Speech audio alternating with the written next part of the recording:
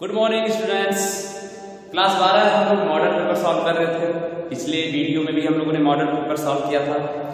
अब जितना भी पेपर सॉल्व हो चुका है आप उसको कॉपी पे बिल्कुल कंप्लीट कर लीजिए और हम लोग उसके आगे चलने वाले हैं।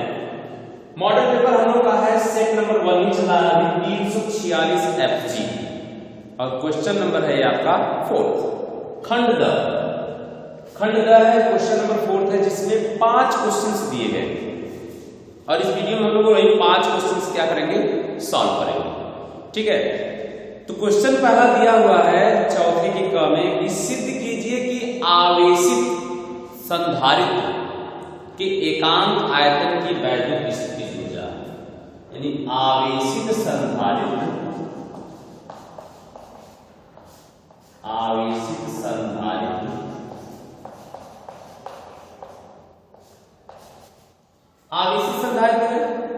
और इस संधारित्र के एकांक आयतन की, आवेशित संधारित्र के एकांक आयतन की वैद्युत स्थितिज ऊर्जा,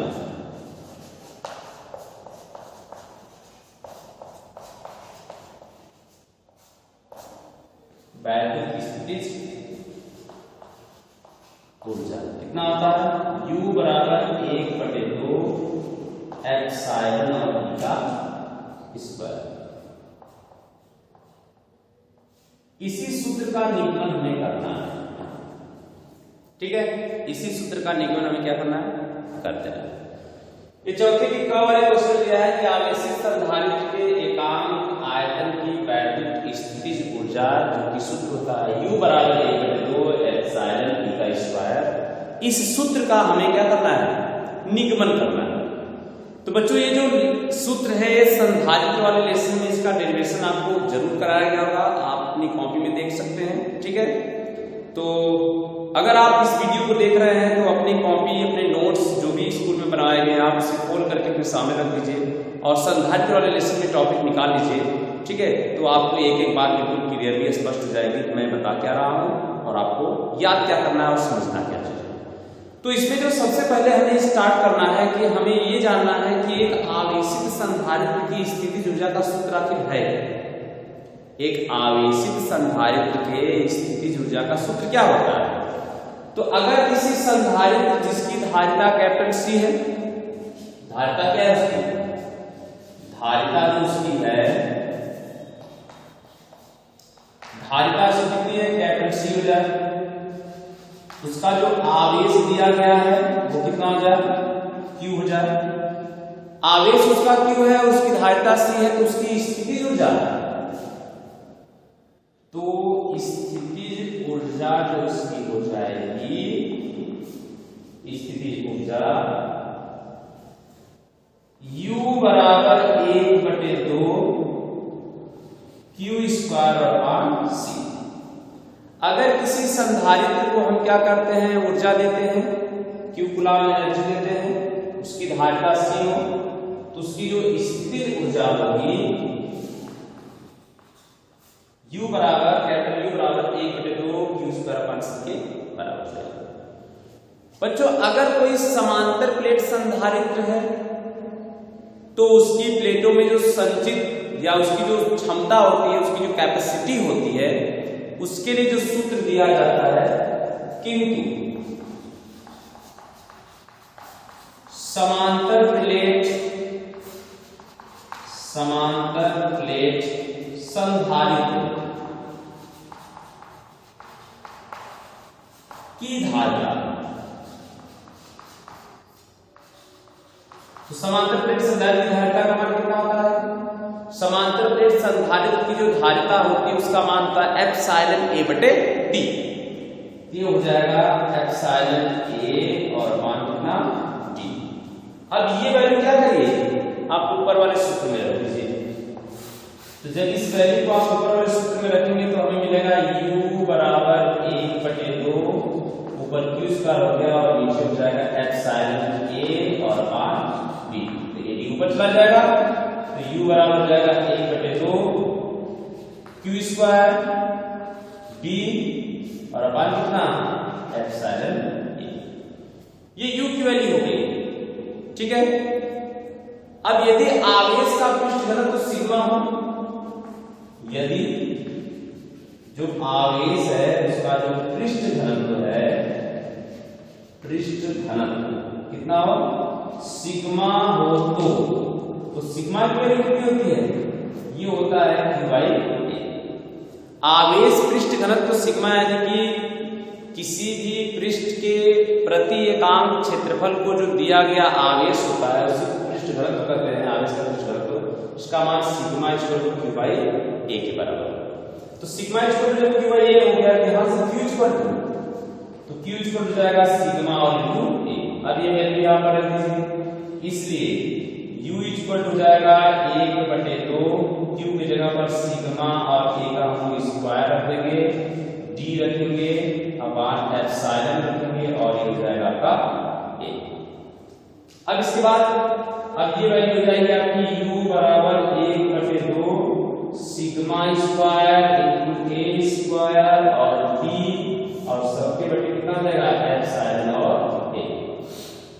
A से क्या हो जाएगा कैंसिल, तो जब A से A कैंसिल हो गया, A से A कैंसिल हो गया तो हमें कितना मिलेगा U बराबर 1/2 और इसको आप कर दीजिए सिग्मा का स्क्वायर बटे एप्सिलॉन का भी स्क्वायर करके पूरा कर दीजिए। चलिए एक स्टेप और बढ़ा देते हैं A और इंटू D। अब एप्सिलॉन से क्या करिए, गुणा कर दीजिए और एप्सिलॉन से क्या करिए, भाग कर दीजिए, या U बराबर 1/2 इसको कर सकते हैं सिग्मा अपॉन एप्सिलॉन U का स्क्वायर और इनटू एक और एप्सिलॉन और इनटू A और इनटू D।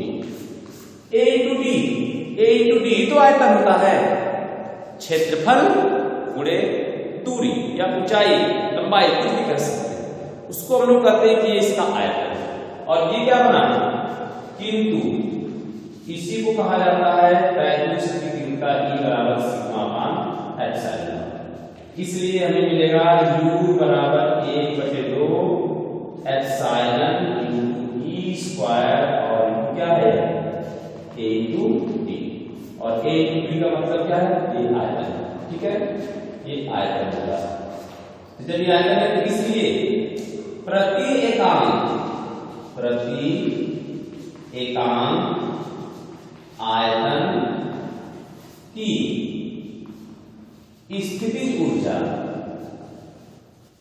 प्रति एकांक आयतन की स्थितिज ऊर्जा समीकरण क्या हो जाएगा, ये क्वेश्चन गायब हो जाएगा, बचेगा कितना 1/2 एप्सिलॉन और E का स्क्वायर।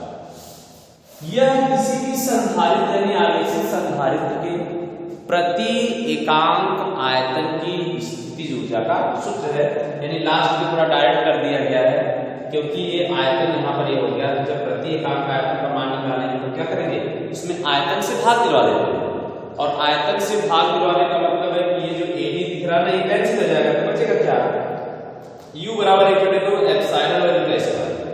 और ये प्रति एकांक आयतन की जो स्थिति है उसको स्मॉल से दिखाते हैं, जब स्मॉल से डिवाइड कर देंगे यानी कि आयतन से तो बनेगा 1/2 एप्सिलॉन 0 और E का स्क्वायर।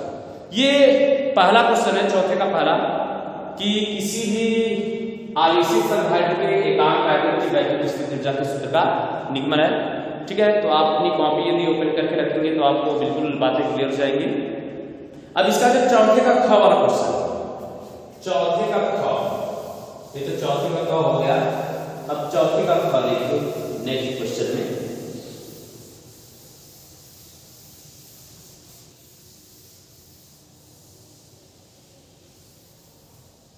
चौथे का ख। बच्चों चौथे के ख में एक न्यूमेरिकल से दिया हुआ है, एक न्यूमेरिकल है जिसको आपको सॉल्व करना है।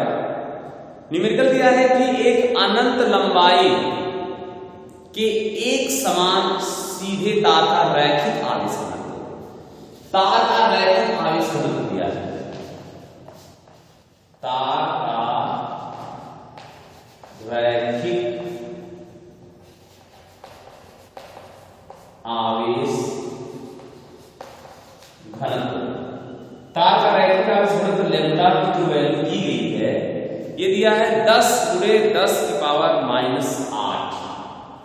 10 गुणे 10⁻⁻8 और दिया हुआ है कूलाम प्रति मीटर।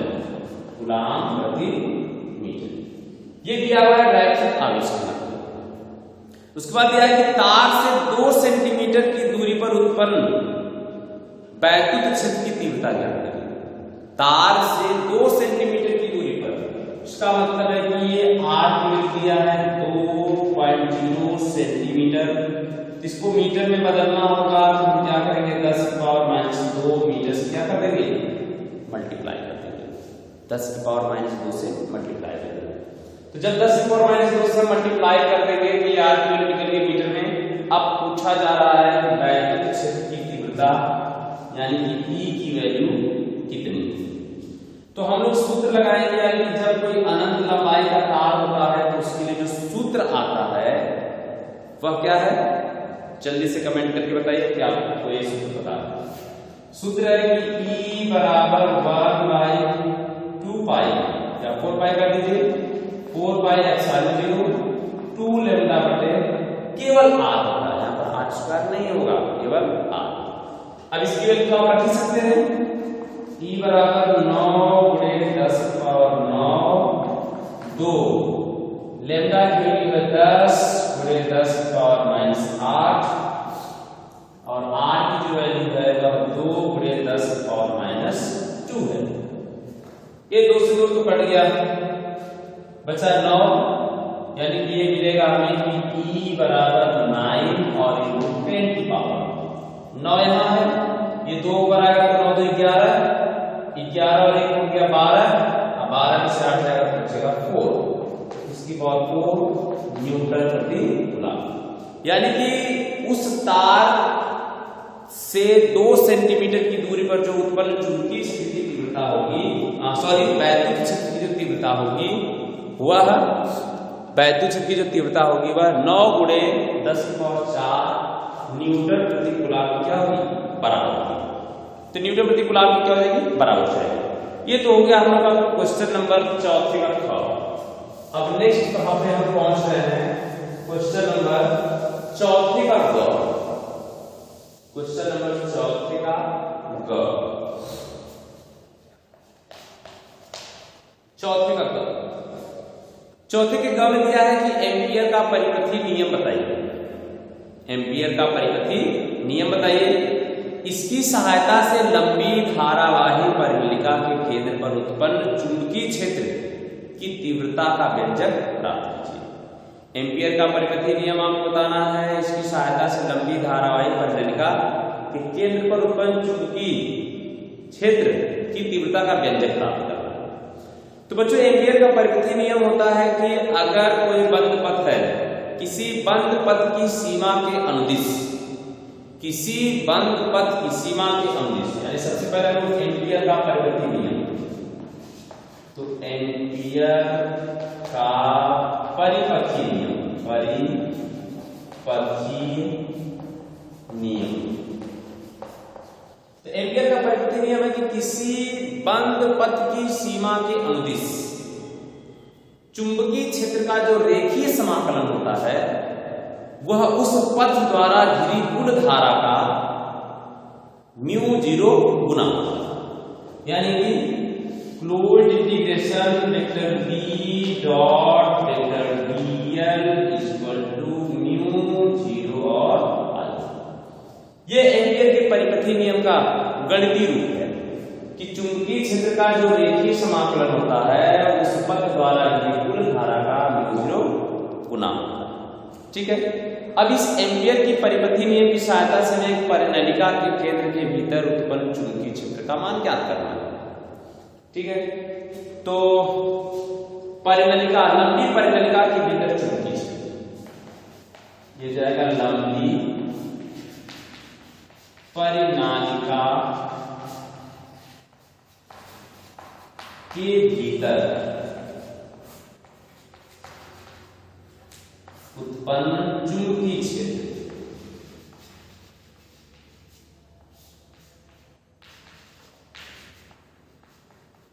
अब लंबी परिनलिका के भीतर उत्पन्न चुंबकीय क्षेत्र निकालना है। इसके लिए फिगर हम पहले ड्रा कर लेंगे।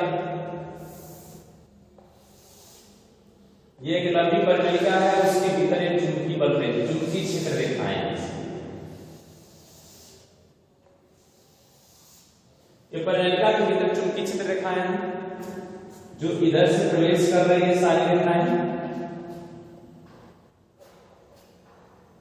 और इधर से बाहर की तरफ निकल रही है। इधर प्रवेश करने मतलब ये यस होगा, और इधर बाहर निकलने मतलब यह होगा। परिणलिका में यानी कि चुंबक में जो चुंबकीय बल रेखाएं होती है जहां से प्रवेश करती है तो उसका यस होता है, और जिधर से बाहर निकलती है उसका एन होता है। तो ये परिणलिका में हमने दिखा दिया कि एक तरफ इसका एल ध्रुव है और दूसरी तरफ इसका क्या है, यस ध्रुव। अब इसके जो तार के जब घेरे लपेटे जाते हैं परिणलिका में, तार के घेरे हम इस तरह से लपेटते हैं। तो अगर देखा जाए कि जो धारा होती है वह यहां से अंदर प्रवेश करती है, यहां से बाहर निकलती है। तो जहां पर चुंबकीय क्षेत्र अंदर की तरफ धारा जाती है उसको हम क्रॉस राशि दिखाते हैं। ये चुंबकीय क्षेत्र की डायरेक्शन है क्रॉस, क्योंकि धारा इसमें कागज के अंदर प्रवेश करती है। और ऊपर हमको क्या करना है, डॉट डॉट दिखाना है। ये चुंबकीय क्षेत्र हो गया कि धारा अंदर प्रवेश करती है। हम ये क्या करेंगे, एक बंद पथ की कल्पना करेंगे। एक आयताकार बंद पथ की कल्पना करते हैं। ये हो गया ए, ये हो गया बी, सी, डी, और ये हो गया आपका बी से ए। ये एक बंद पथ की हमने क्या कर लिया, कल्पना कर लिया। तो जब बंद पथ की कल्पना कर लेंगे तो हमें मानेंगे कि प्रति एकांक लंबाई में जो फेरों की संख्या वही है, प्रति एकांक लंबाई में फेरों की जो संख्या है कितनी है, यह प्रति एकांक लंबाई में जो फेरों की संख्या है वह यह है। प्रति एकांक लंबाई फेरों की संख्या है। अब ये जो बंद पथ एबीसीडी है, बंद पथ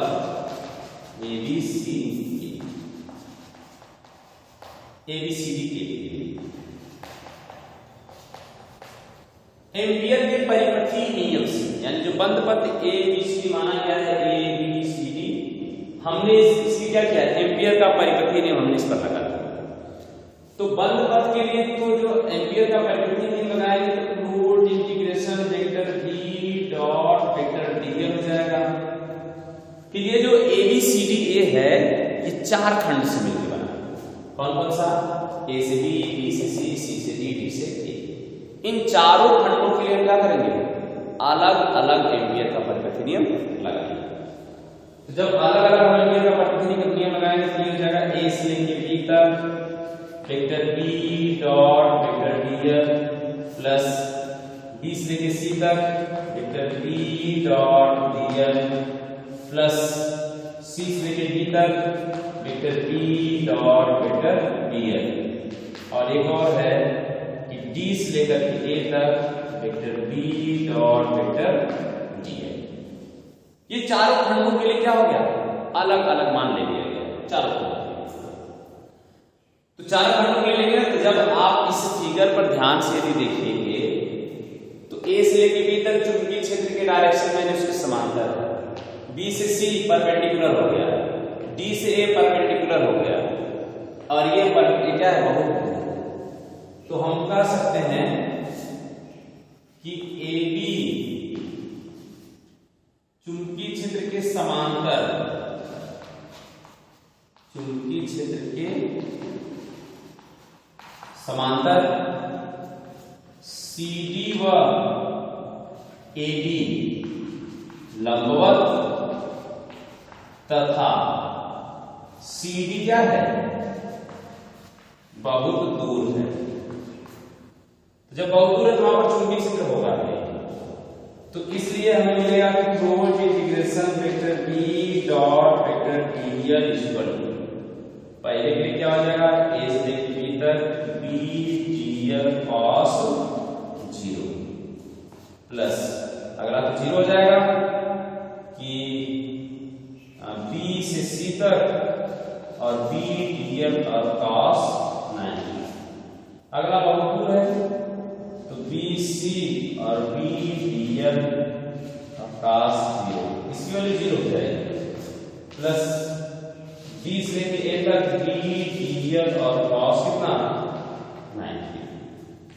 तो जो 0 हो रहा है उसको 0 कर दीजिए, तो मिलेगा हमें कि closed integration BDL equal to, क्यों नहीं बचेगा पहला वाला, A से B तक BDL प्लस 0 प्लस 0 प्लस 0।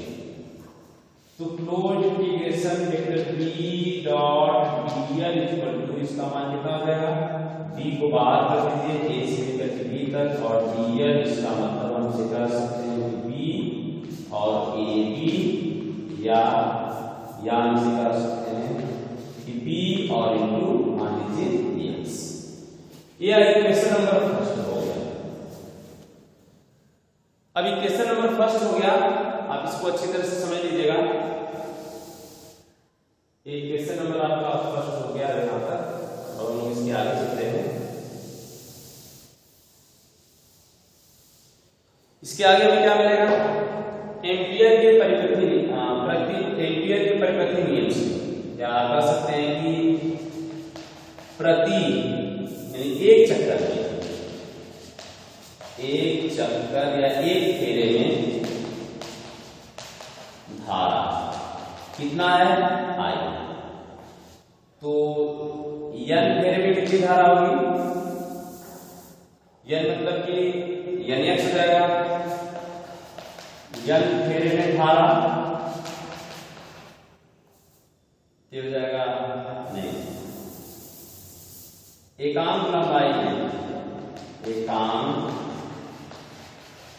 में फेरों की संख्या, एकांक लंबाई में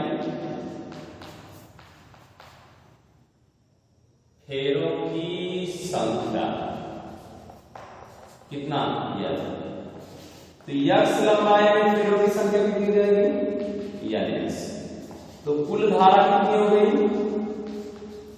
इसको I नेट करेंगे और इसका मान हो जाएगा n x और कितना I।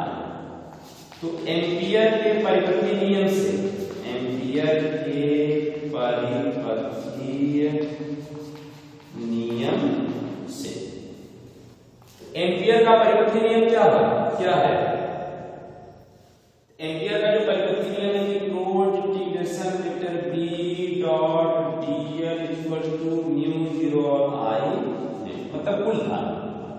तो जब कुल धारा का मान इसमें रखेंगे तो म्यू 0 और कितना n x और कितना हो जाएगा I, समीकरण नंबर 2। अब समीकरण 1 व 2 से, समीकरण 1 यहाँ है, समीकरण 2 यहाँ, ध्यान से समझ लीजिएगा। तो जब समीकरण 1 व 2 से हम लोग क्या करेंगे, आपस में दोनों को मिलाएंगे, ये हो जाएगा आपका समीकरण 1 व 2 से, समीकरण 1 व 2 से हो जाएगा कि B और x equal to mu 0 n x और क्या I, x cancel, B equal to mu 0 n I। ये जो सूत्र है किसी परिनलिका के कारण उसके सेंटर पर उत्पन्न चुंबकीय क्षेत्र की तीव्रता का सूत्र, ठीक है। तो ये बच्चों इस खंड जो द था, इस खंड द के जो 4 क्वेश्चंस दिए गए हैं, ये चारों क्वेश्चंस आप सॉल्व कर लीजिएगा बढ़िया से, ठीक है। और नेक्स्ट वीडियो में हम लोग इसके आगे के क्वेश्चंस को सॉल्व करेंगे। वह इस मॉडल पेपर का हो सकता है लास्ट दिन हो, और जितने भी क्वेश्चंस होंगे आप उसको अच्छी तरह से सॉल्व कर लीजिए, उसको प्रिपेयर कर लीजिए, ठीक है। और एक कॉपी बना करके उसके नोट्स अच्छी तरह से तैयार कर लीजिए, ताकि आपको आगे की प्रिपरेशन करने में कोई समस्या न हो और आसानी से उसको आप प्रिपेयर कर पाएं।